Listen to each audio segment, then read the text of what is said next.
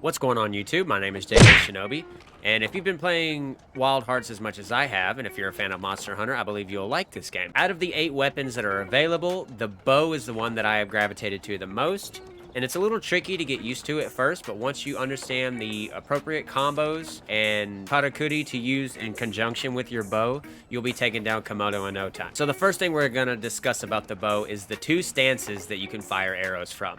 You can fire arrows from your horizontal stance and your vertical stance. Essentially, the main damage loop of the bow is you fire these moderately damaging arrows from your horizontal stance into the kimono, like so, in 1, 2, 3, as your basic attack, which uses a very small amount of stamina.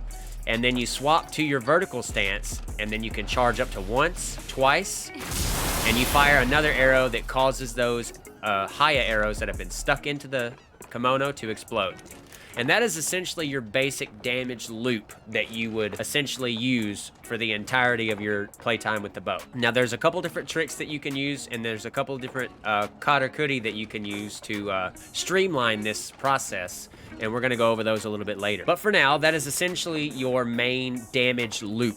There's this other mechanic in the game called bolstering your bow. Now, with the triangle button on PlayStation or the Y button on Xbox, you can bolster your bow up to twice. With each level of bolster, it changes the mechanics of the way the bow functions. If you were to bolster your bow, you fire what's known as a Haya burst, which uses a moderate amount of stamina, but it launches 8 arrows consecutively in rapid succession, filling the kimono with explosive arrows. Now, you can rinse and repeat that. However, that is not the most effective combo. But in a pinch, especially with a kimono that moves around a lot, that will carry you a pretty good amount. If you bolster in horizontal stance twice, what you'll find is you get stuck in this mortar-like stance where you are essentially immobile, but you have this arc of arrows that you fire in a volley that you can kind of control.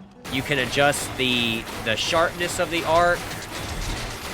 You can adjust the arc to be very shallow or very high, depending on what you need. I find that it's easier to land shots if you make the arc very shallow by just pushing the stick straight up to launch the most amount into the behemoth as possible. But once you get enough of them stuck in, you swap to your vertical stance and explode them. Easy as pie. The vertical stance is very similar. Your normal R2 can be charged up to twice. You can bolster once, which causes a shockwave explosion, which detonates the Haya arrows in a larger range. I'm pretty sure. If that is incorrect, please let me know down in the comment. And now, if you bolster twice, this is where you Monster Hunter bow folks will understand. This is more like the Dragon Piercer attack, where this is your strongest, hardest hitting arrow, but unfortunately you are stationary. So you have to make sure you are able to make the trade or be ready to take some damage. But that is your hardest hitting move. Now let's look at the different karakuri, the different basic karakuri that you can use to change the way that you approach hunts. Leaping off one of these crates allows you to do a shockwave arrow that, you guessed it, ignites any Haya arrows that have been stuck into the kimono. So let's stick some in there. Leap. Shockwave arrow explodes. Now you'll notice that when I landed back on the ground, my bow is in its normal state. That is because I jumped off of 1 crate. However, if we jump off of a 2-stack crate and we do the shockwave, we will land with a level 1 bow, allowing us to immediately follow up with a Haya burst, which we can then detonate with another shockwave. Kinda already know where I'm going with this. If you launch off of 3 crates, do the shockwave attack, you will land with a fully charged level 2 bow in Haya stance, which you can immediately go into your Haya volley. And the higher volley, you will shoot as many arrows as your stamina will allow. So the more stamina you have in your build, the more arrows you're going to be able to fire out of a fully charged higher volley. Now, let's talk about springs. Using a spring, this will allow you to leap forward with some bit of iframes and fire 5 arrows into the behemoth while also mitigating some damage and being able to dodge through attacks. However, if you would notice, when we did our vault, we landed with a level 1 charged bow. So we can immediately follow up with a volley, or with a higher burst, excuse me. So that is a very quick way to get several higher arrows into a kimono extremely quickly.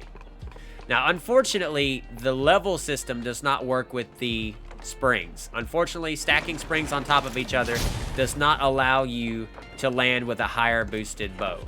So you are still stuck with a level 1 bolstered bow, but none of us are complaining. That's still good, especially when you consider all of the mobility that it offers. Now, if we move over to the torch is pretty self-explanatory. It does not bolster your bow. However, it does set your arrows on fire, allowing you to deal flame damage. However, the next Karakuri that we're going to use is the glider Karakuri. Now, on face value, the glider doesn't seem like it's too crazy. However, it offers incredible mobility. It also grants you a level 2 bolstered bow whenever you launch from the top of it. So if we were to take the glider and attack from the top, it's like jumping off of a level 3 box. You immediately have a level 2 bolstered bow, which allows you to go straight into your higher volley. You can ride the glider, evade some attacks, fire off a burst, land with a level 2 bolstered bow, fire a volley, grab the glider again, and immediately detonate those, and land with another level 2 bolstered bow to follow up with a higher volley. This is incredible at dealing large amounts of burst damage in very small amounts of time. Because while you're gliding, you are also gathering stamina, which allows you to do more of the volley than you would if you were to just bolster the bow normally. Now, this is a combination that the game doesn't tell you about, is while you are in your volley stance, while you are stationary, if you press the dodge button, you can actually dodge through behemoth attacks while being stationary. So we bolstered twice, let's initiate the volley, and we dodge. And as long as we have stamina, we can continue to dodge. Now, what this means, if you're catching on, is if we start the higher volley and we press the square or the X button to switch our stance mid-dodge, what that will allow us to do is to higher volley, dodge into a stance swap, and then immediately go into our hard-hitting Dragon Piercer-esque attack. So I'll demonstrate that. So we start out with a level 2, higher volley, dodge swap, straight into the Dragon Piercer, or the Resonant Arrow, to get off large amounts of damage. Now you can play with this, play with the timing. You've got to be really careful that you have enough stamina left to actually dodge.